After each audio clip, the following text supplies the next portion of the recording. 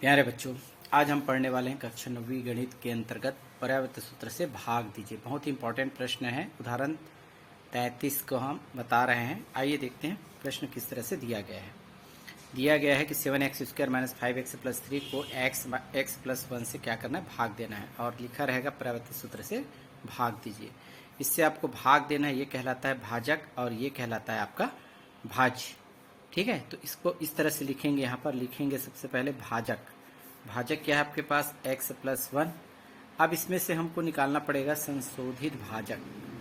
संशोधित भाजक का मतलब ये होता है कि इसमें से हम ऐसा वैल्यू ज्ञात करेंगे जिससे हमें कुछ नया, संशोधित मतलब इसमें कुछ चेंज कर रहे हैं। ठीक है, इसे हम x + 1 यानी भाजक को हम 0 के बराबर मानेंगे।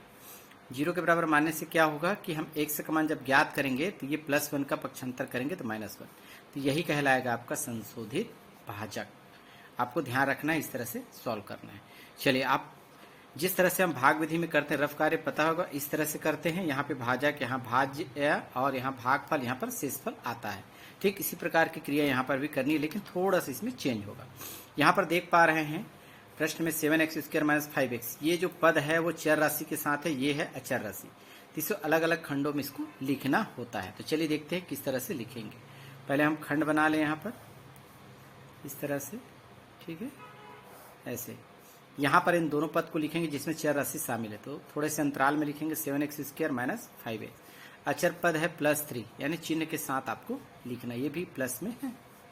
अब यहाँ पर लिखेंगे, हमारे पास क्या है, भाजक।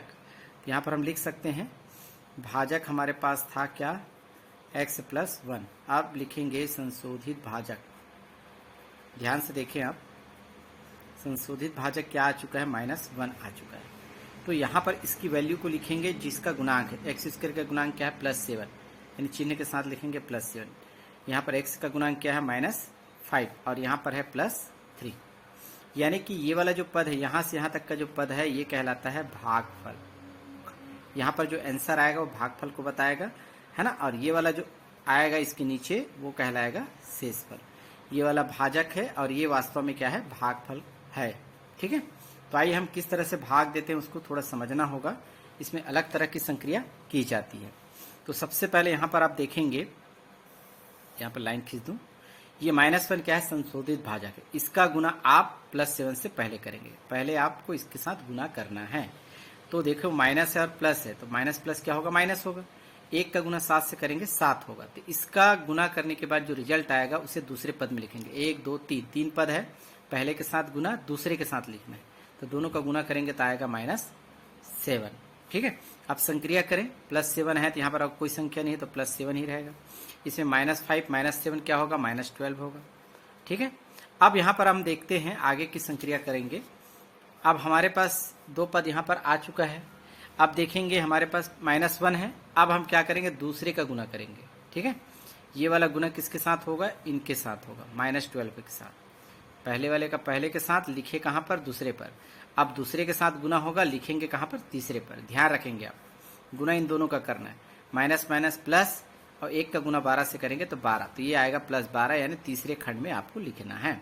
अब संक्रिया कर देंगे तो हमारे पास क्या बचेगा, प्लस प्लस, है ना, जुड़ेगा तो 3 और 12 कितना हो जाएगा, 15 + 50। तो ये वाला क्या कहलाएगा, आपका भाग जो आया है वो भागफल को बताएगा। ये वाला क्या हो जाएगा, शेषफल को बताएगा। यही आपको उत्तर में लिखना है। ध्यान से देखें, अतः भागफल यहाँ पर आप देख पा रहे हैं +7 है और -12 है। क्योंकि x² से शुरुआत हो रही है, इसमें हम 1 कम करते हुए लिखते जाएंगे, अर्थात ये 7x होगा। क्या हो जाएगा, ये 7x, क्योंकि इसका गुना करेंगे तभी ये वैल्यू कैंसिल होता है।